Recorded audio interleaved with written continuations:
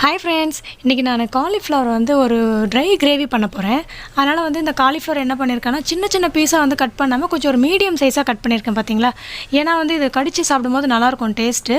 இதை வந்து எண்ணெயில் வந்து நான் வறுத்துடுறேன் ஃபஸ்ட்டு. வெறும் அப்படியே வந்து போட்டு பண்ணாமல் எண்ணெயில் வறுத்து எடுத்துகிட்டு தனியாக வச்சுட்டேன். இப்போது ஒரு கடாயில் எண்ணெய் ஊற்றிட்டு சர்க்கரை ஒரு அரை ஸ்பூன் போட்டுட்டு சீரகம் கொஞ்சம் போட்டுட்டு நான் வெங்காயம் ஒரு பெரிய வெங்காயம் வந்து 2 வெங்காயம் போட்டிருக்கேன். இப்போ இஞ்சி பூண்டு 1 ஸ்பூன் போட்டு நல்லா வதக்கிட்டுருக்கேன்.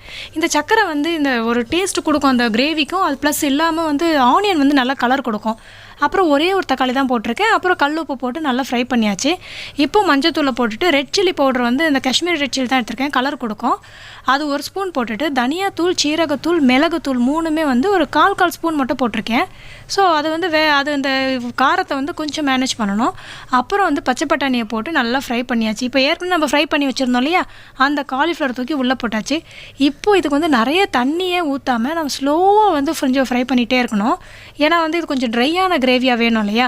அதனால் இது வந்து நம்ம இந்த கோபி மஞ்சூரியன் மாதிரி பண்ணுற மாதிரி இந்த கார்ன்ஃப்ளவர் அரைச்சி ஊற்றுறது அதெல்லாம் எதுவுமே இல்லாமல் இப்படியே இருக்கும் போது அதோடய டேஸ்ட் நல்லாவே இருக்கும். பட்டாணி கூட இந்த உருளைக்கிழங்கு கூட இதுக்கு போடலாம்.